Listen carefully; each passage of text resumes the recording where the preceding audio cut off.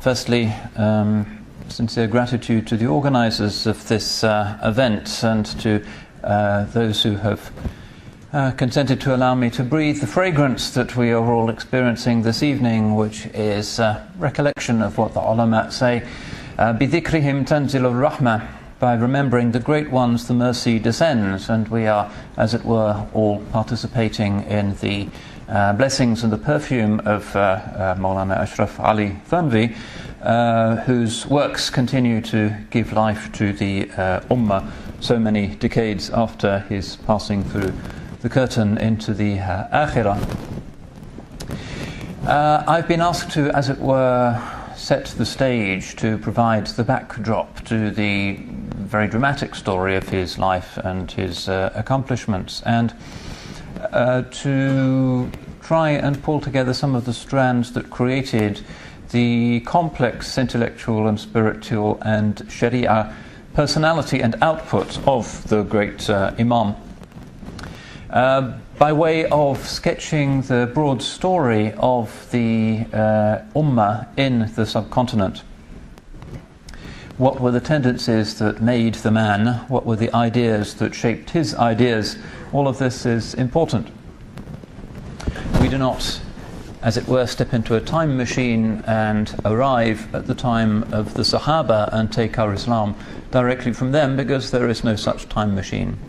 Instead, what we do is we learn from our teachers, who learn from their teachers, who learn from their teachers, in an unbroken golden chain of hands stretching back hand to hand to hand, isnad to isnad, ijaza to ijaza, bay'ah to bay'ah, back to the blessed hand of the chosen one, sallallahu alayhi wasallam. And this is what we do in Islam, and this is the universal practice of our ulama.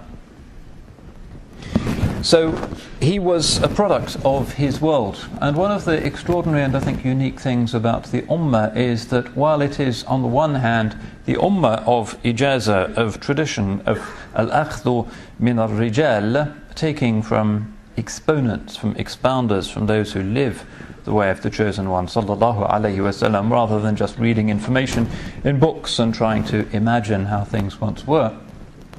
There is a local fragrance to Islam in the great regions of the Ummah. Of all of the great pre-modern civilizations, that of Islam spread over the largest geographical area. The five large areas, as identified by most historians, would be, first of all, the Arab zone, the Middle East and North Africa, which played a significant role in Islam for the first 3 centuries, and then handed over the torch to others. And then there would be the Black African zone, with the great Muslim intellectual cities, places like Touba, places like Kaolack, places like Timbuktu, with great Islamic colleges, madrasas, universities that continue to produce great ulama to this day. And then the zone of the Turks, basically the Anatolian highlands and the Balkans, but also Central Asia as well. Perhaps a fifth of the Ummah, those who speak Turkic languages, and their role really from the high Abbasid period until the present is quite undeniable. And then in the Far East, Southeast Asia, you have the fourth zone, which is what the Malays call the Nusantara, the Ring of Islands, 10,000 inhabited islands, again full of great ulama, full of great Sufis, people of Irfan, people of Hadith, those who carry the torch of the Sunnah to some very remote tropical islands, also part of this great tapestry. And the fifth zone is the Persian zone, and generally the Muslims of the subcontinent are regarded as an extension of that zone, because the culture that developed eventually into the culture of the subcontinent today came through the mediation of Persian-speaking scholars, not just in the land of Iran itself, but also Central Asia, the great cities of Bukhara and Samarkand, where the ulama were essentially speakers of Farsi. So that's the fifth of these zones. But when we speak about the development of Islamic scholarship in any of these zones, we do find the most extraordinary fact that the curriculum in the madrasas tends to be quite similar. The great works of tafsir, the works of Baydawi in particular, and of others, are common in the madrasas of the classical Islamic world, wherever you might go. The basic texts of fiqh will depend on the madhab that are followed, but essentially they are part of a global Islamic conversation on what is acceptable fiqh, what is an acceptable madhab, and what are acceptable forms of ijtihad. The texts of aqeedah, of doctrine, again pretty standard across the traditional Islamic world, particularly following Fakhruddin Razi and the commentaries on Razi's works that led to the great traditions of Jurjani, Taftazani, Nasafi and others, and the commentaries on those works and the abbreviations of those works which form the backbone of doctrine teaching in the madrasas across the traditional Islamic world, and so on and so on.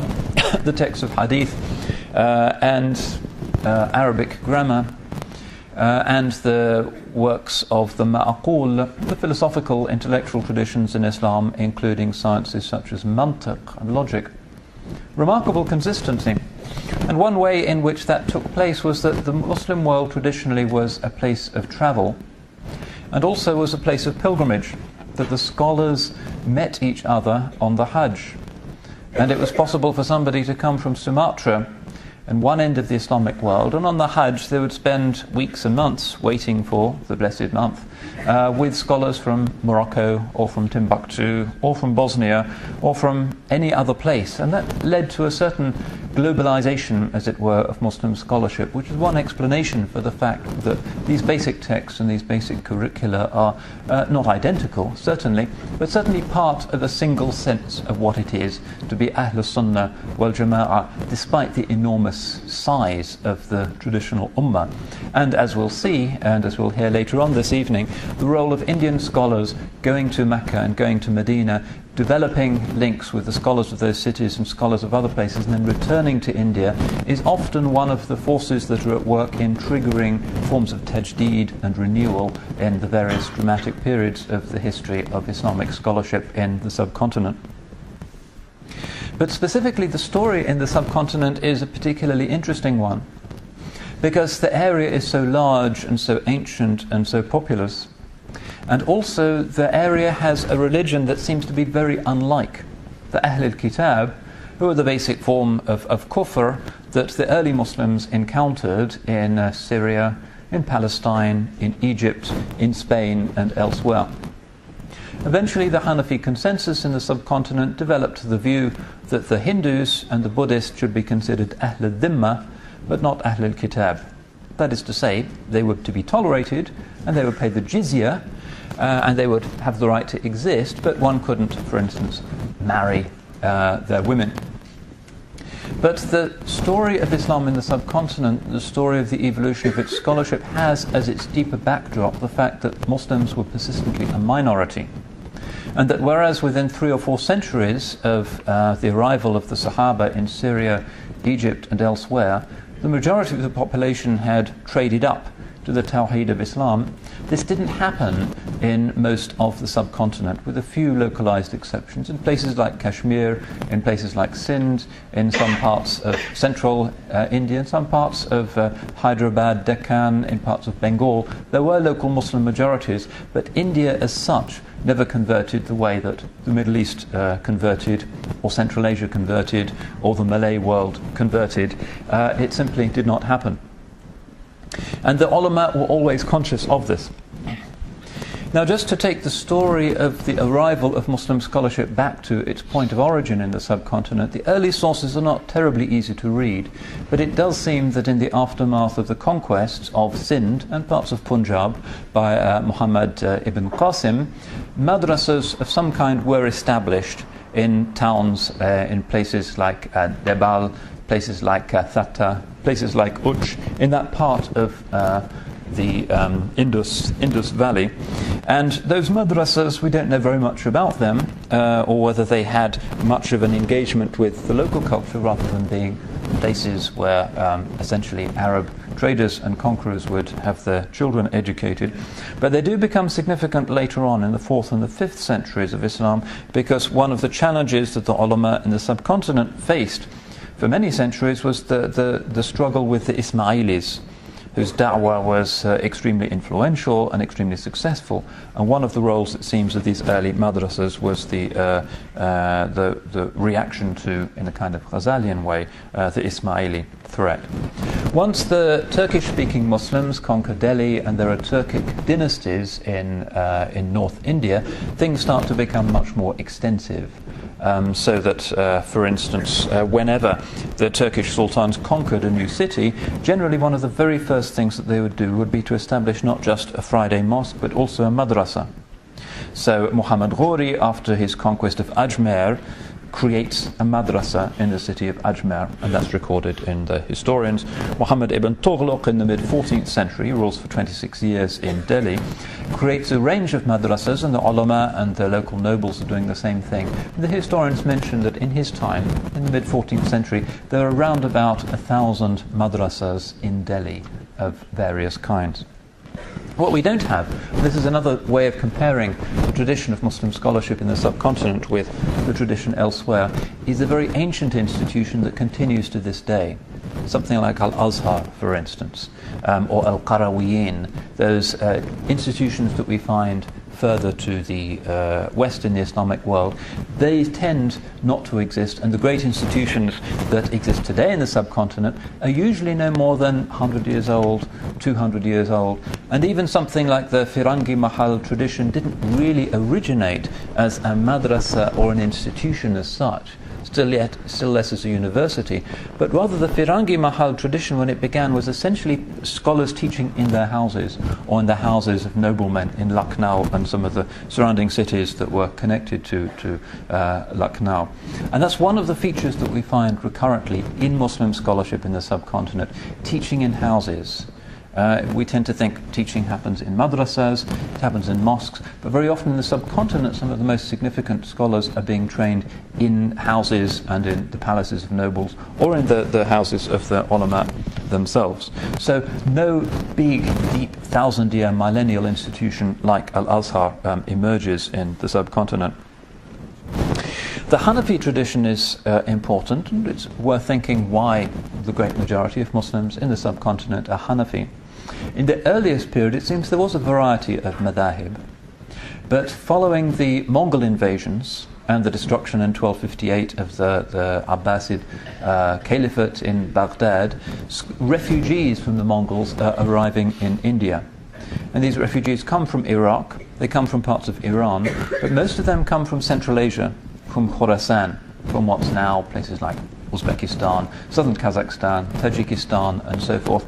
And those are ancient Hanafi Maturidi cities. Abu Mansur al-Maturidi is himself from Samarkand, and so they come with the texts that they're able to save from the Mongol invasion, and they settle in India, in these new Muslim principalities, and they provide the basic, as it were, circuits of what becomes the later interpretative tradition of Muslim scholarship in the subcontinent.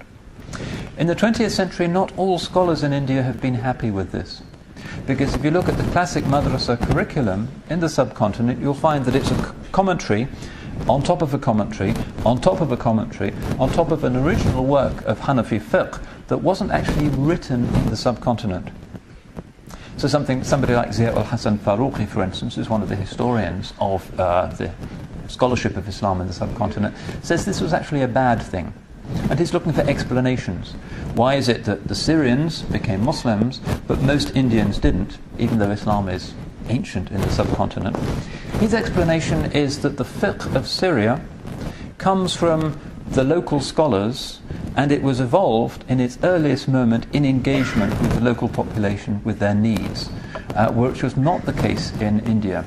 In India, the basic fiqh was evolved in Central Asia and in Iraq, and then came into India, and although the commentaries with their ijtihad tradition sought to relate those texts to the realities of living as a minority in a Hindu ocean, still the basic logic of the Hanafi fiqh brought from Samarkand in particular, and from Shash, which is now Tashkent, was not something that was indigenously evolved, and therefore, on the view of these scholars, made it harder for Islam really to make inroads, because the Sharia seemed to be something from elsewhere. That's not necessarily the right view, but it's an opinion that is often found, and certainly it's the case that these basic texts do come from elsewhere. I recently had the good fortune to visit Samarkand and visited the maqam of Imam Abu Mansur al-Maturidi, which has recently been restored, a very beautiful place. And very, very close is the maqam of Burhanuddin Marghinani, and you can see that that really is, as it were, the kind of spiritual heart of Islam in the subcontinent. It's not in the subcontinent. Spiritual heart and its scholarly origins are to the north in those distant places. For the much-travelled world of medieval Islam, that was not much of a problem, but it could be if we're looking for an explanation of why it is that India is not now a Muslim-majority country, that's one kind of explanation.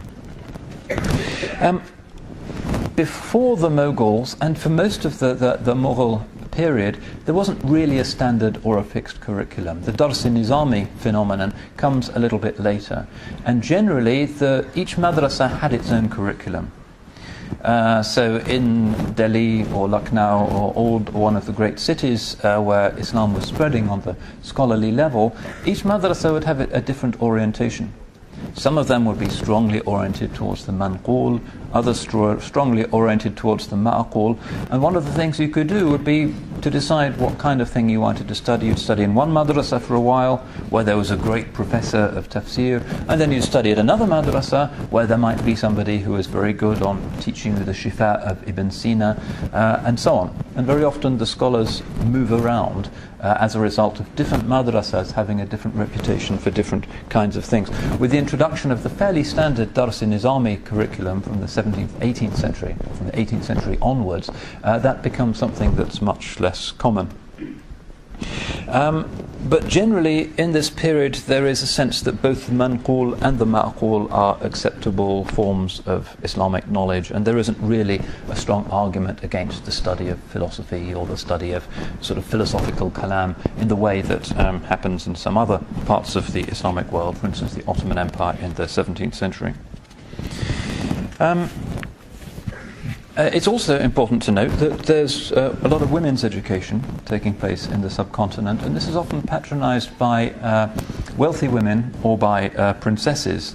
So Babur has the famous daughter Gulbadan, who's herself a great poetess in Turkish and also in Persian, and she founds madrasas. Salima Sultana, who's the niece of Humayun and becomes one of the wives of the Emperor Akbar, does the same thing. Jihan Ara, who's the daughter of Shah Jahan, founds madrasas and also writes books herself in Persian, particularly biographies of the awliya. So one of the great biographies, or the siras, of Khwaja Mu'ainuddin Chishti is actually by this princess. So there's women as well as men who are in the literary classes.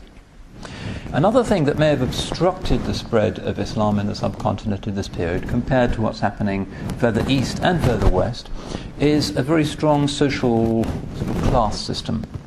The scholars tended to differentiate between what they call the ashraf and the ajlaf. The ashraf were people whose ancestors came from Central Asia or from the Middle East, and the ajlaf were local converts or descendants of local converts. And there are some very strange things that you can find in some of the early fatwas of the ulama in the subcontinent. For instance, Fatawa Jahandari of Ziyauddin Barani, which is 13th century in Delhi, quite an early text. He says it's actually haram to give somebody who is of indigenous Indian origin the job of being a qadi or the job of being working for the government in any particular way. Those people, even if they become Muslims, have to be kept down. And all that you can teach them is the fard ayn. They have to know how to pray and how to fast, but you don't teach them anything else. It's only these ulama who are, as it were, foreign origin who can be taught those things. And as a result, you can imagine how that acted as a disincentive for people to convert, and created a kind of almost Brahmanical caste system in the subcontinent. The only people who break through this and actually manage successfully to engage in da'wah, and this is why the book that we're celebrating this evening is particularly important, are the Sufis. Because these are the people who are not just in madrasas speaking in Persian and Arabic, but are learning the local languages and are going out to the local populations in order to bring people to Islam. And somebody like Mu'aynuddin Chishti would be a classical example of that. Nizamuddin Awliya would be another great example. He's a Sayyid, so he's from the class of the Ashraf, but he was very proud of the fact that he learned his beautiful tajweed from a slave who'd once been a Hindu. That was relatively strange. The ulama would say it was strange to learn tajweed from somebody of that background, but it tended to be the Sufis because they were not proud, essentially. They didn't mind at whose feet they sat. For them, everybody who says the Shahada is equal. These are the people who are breaking down the barriers, and these are the people who are reaching out, particularly to lower caste Hindus, and bringing them into the deen. The ulama of the highest levels tended to associate very closely with the state and regarded themselves as the people who were keeping the state on the straight and narrow. Often the title of the ulama in India, somebody would call himself Muhafiz al-Sharia, for instance, or Khadim al-Din, trying to keep the sultans to conform to the Sharia, even though the sultans often paid no attention. And there was a kind of relationship between the sultans and the ulama, that the sultans would give generous awqaf to the ulama in exchange sometimes for the ulama not being too outspoken in criticizing some of the things that the sultans did. But there were some scholars who were exceptions. Historically, in our tradition, one of the responsibilities of the alim is to follow the hadith of the chosen one, alayhi salatu wasalam, khayrul jihadi kalimatu haqqin 'inda sultanin ja'ir. The best jihad is to speak a word of truth in the presence of a tyrannous sultan. Some of the sultans, some of the ulama, then as now, were nervous to do that because they were afraid of the consequences, but there were honourable exceptions. So one example, a certain Qazi Mughis ad-Din was famous for preaching in the presence of Sultan Ala ad-Din Khilji for wasting public money, which he was spending on his womenfolk. The Sultan said, "Are you not afraid of my sword?" To which the Qazi said, "I fear only the sword of Allah's judgment." So there are cases such of that, of the ulama representing the people and Allah's law against the sultans. But it didn't always work that way, and that also tended to obstruct the spread of Islam amongst the population. Now, when the Mughals come in, particularly when you're looking at the great Mughals of the 16th and the 17th century, there tends to be a greater emphasis on intellectual pursuits, and this becomes a feature of the ulama subsequently in the subcontinent. Previously, there hadn't been that much attention in the madrasas paid to hadith. Generally, there might be a certain attention to the Mishkat, the Masharik al-Anwar, and some hadith compendia, but it's only in the 17th and the 18th century that the current sort of very distinguished tradition of hadith scholarship in the subcontinent really becomes very widespread. And in fact, the establishment of the maqulat in the curriculum is partly in order to enable people who aren't even Muslims to come into the madrasa, so they can study things like mathematics and science and astronomy and logic, so that they also can get jobs in the royal administration. And one of the features of many of the great madrasas in the Mughal period in North India is that Hindus and Buddhists as well as Muslims would be studying in those madrasas. One of the controversial things about the Emperor Akbar is that he said those people didn't need to study Quran and Tafsir, but they can study Indian things like Vedanta and Sanskrit. And this generated a lot of fear amongst the ulama and a sense that the uniqueness of Islam was being watered down. Akbar also brings in somebody who turns out to be really influential in the history of Islamic thought in India, who is from Iran, Mir Fethullah Shirazi. And he's very interested in the philosophy of Ibn Sina and the commentators on Ibn Sina, and he spreads an intellectual approach to Islam throughout the madrasas of the empire. And all of this provokes a very important moment in the history of Islamic thought in the subcontinent, which comes about particularly under the Emperor Aurangzeb and associated with people such as Mujaddidi al-Fisani, Ahmed Sirhindi. Very pleasing to see that just the other day his Maktubat were released in English translation by the American Muslim scholar Arthur Buehler, and it's certainly one of the great classics of Islam. And you can see how the characteristically Indian fusion of things like tasawwuf, usul al-fiqh, and local stories, and Persian poetry and literature are kind of put together in these letters. But the point always being that what we need to remember in order to maintain our distance from the pagan or Hindu environment is the importance of the Quran and the Hadith. And that's one reason why Hadith becomes so important. People were afraid that they were thinking too much in terms of mathematics and logic and astronomy, and that the difference between the Muslims and the Hindus was not being properly maintained, and therefore they thought, in order to maintain that difference, we're going to emphasize Hadith. So we find the Firangi Mahal tradition beginning under Aurangzeb. Mullah Nizam ad-Din, who's from the early mid 18th century, is given a house by the emperor. The Firangi Mahal just means the palace of the foreigner. And he was given this, and he turns it into a center for learning, and it becomes a very major center of study. Houses like it are established all over northern India, and Mullah Nizam ad-Din is the one to whom we attribute the famous Dars-i-Nizami curriculum, which is actually still very ma'aqul oriented. There isn't much hadith there as yet. There's 79 major texts that are in the original Dars-i-Nizami curriculum, of which 15, no fewer than 15, are on logic, and only 2 are actually on hadith. And these are the Mashariq al-Anwar and the Mishkat. And 2 tafsirs, just 2 tafsirs, the Jalalain and Baydawi. Now, we need to ask how it is that hadith starts to take over and the ma'qul and the philosophy and the logic starts to diminish, because this becomes a big argument, and still is an argument in those who are looking at how to design a curriculum in Muslim madrasas in the subcontinent. Why does that happen? It has something to do, first of all, with what I've already mentioned, which is the emphasis on getting back to the Sunnah of the Chosen One, sallallahu alaihi wasallam, to prevent the blurring of the boundary between Muslims and Hindus. But it also has something to do with the fact of Muslim political decline. The Mughal Empire is shrinking, the Marathas are on the march, the British are starting to invade, the Sikhs have their principalities, the Jats.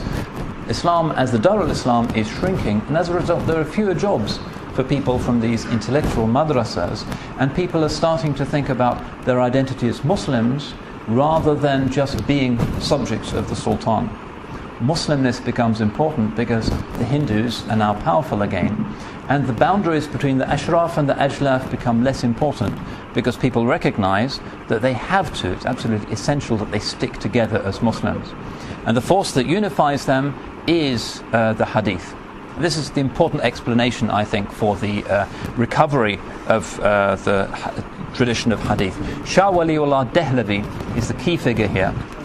He travels, goes to Mecca and Medina, and comes back with the famous Sihah Sitta, which had hardly been taught in the subcontinent until that time. The later compendia of Tabrizi and others had been more widely followed. But from that time on, with Shah Waliullah Dehlavi, the understanding of the meaning of the Sharia, why do we follow the Sharia? We're in crisis. The Hindus, the British, they're invading, and we need to understand why we're Muslims. What is the purpose of the rulings of the Sharia? And also the need to get back to the Hadith of the Chosen One, sallallahu alaihi wasallam. So that becomes really important and continues to be a significant feature. And different opinions start to emerge. So his famous son, Shah Abdal Aziz, decides that under the British, it's no longer Dar al-Islam, and he thinks that people should make hijrah to Afghanistan. That doesn't work particularly well. The majority of the ulama, including those who end up founding the great traditions of Deoband and the Brailvi traditions, Nadwat al-Ulama and others, are people who decide that India is still Dar al-Islam, but we need to maintain the basis of this Dars Nizami curriculum. But as we move through the 19th century, an ever more increasing emphasis on the hadith and on fiqh, and less emphasis on the older things such as insha, Persian literature, Persian poetry, logic, the philosophy of Ibn Sina, and things that didn't seem to be particularly relevant to asserting Muslim identity in the face now of foreign rule, or particularly practical in terms of the urgent need of deriving new fatwas and ijtihad in a situation that was now economically and politically very different. And then the final factor, which of course takes me outside the context which I've been asked to speak about, is the rise of Western education. The final issue that the ulama have to deal with is what to do with modern British-style education, with the missionary schools. Should one learn English? Should one not learn English? Is it necessary to learn it, to speak in English, to translate text into English, or is that dangerous? And that is a debate that continues.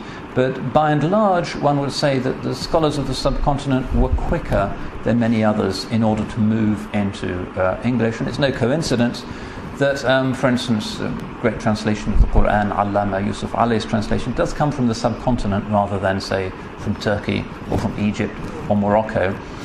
Despite all of the problems, the people of the subcontinent have been quite open to refutations of Christianity, explaining the Quran in European languages. There has been an openness that I think has to do with the continued importance of the ma'qul, the importance of understanding, not just understanding metaphysics in Ibn Sina's way, but understanding why the Sharia is the way it is. Because unless you have that ta'lil, that interpretation of what the Sharia is for, it's very difficult to explain Islam in an age that's full of questions. Whether rulers are not Muslims, whether Christian missionaries, whether are young people with questions, you need to have a tradition that can explain Islam rather than merely telling people what they ought to do. And the scholars of the subcontinent, following works like the Hujjatullah al-Baligha of Shah Waliullah Dehlavi, have been very good at that. And that really all culminates in the work of the man that we're celebrating this evening, Ashraf Ali Thanvi, who did bring together these brilliant traditions of